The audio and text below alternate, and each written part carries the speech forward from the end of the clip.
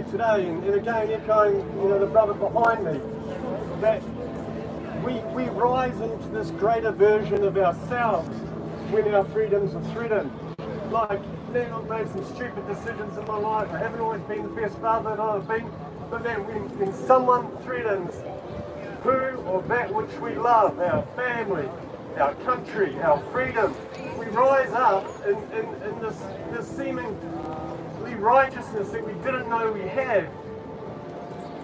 And we stand for that freedom. We find this power inside of us, and this we would die for our families, for our country, for our freedoms. And where does that come from? Suddenly, we're no longer feeble, but it's like this God-given power that we allow that suddenly comes through us. And it's that power where we find, the human spirit, we find this unity, and it's also there where we find... United we stand, exactly, divided we fall. Exactly, brother. And it's there. It's in this strength that fear dissolves, and we find our equality, and we find our power, and that is this righteous power of we the people. And that's who I trust, because when we rise into this greatest version of ourselves where fear no longer has us, that it's freedom or death. And what that really means is that we can no longer be leveraged, we can no longer be manipulated, because we're standing in this God-given power of we the people. And that's what I trust, the righteousness of the people when threatened, to stand up for their family, their country and freedom itself.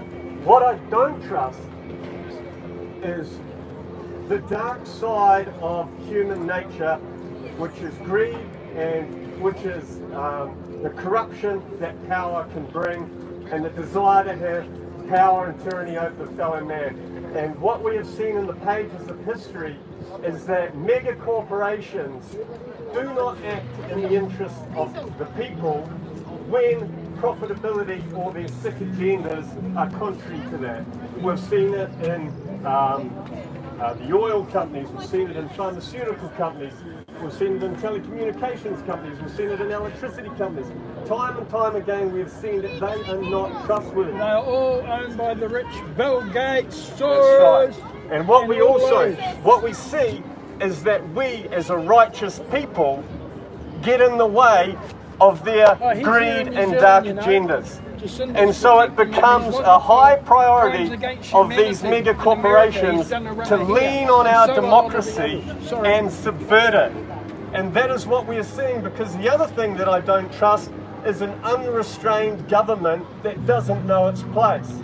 And what we need to be very, very careful of is that these mega corporations don't infiltrate our democratic process.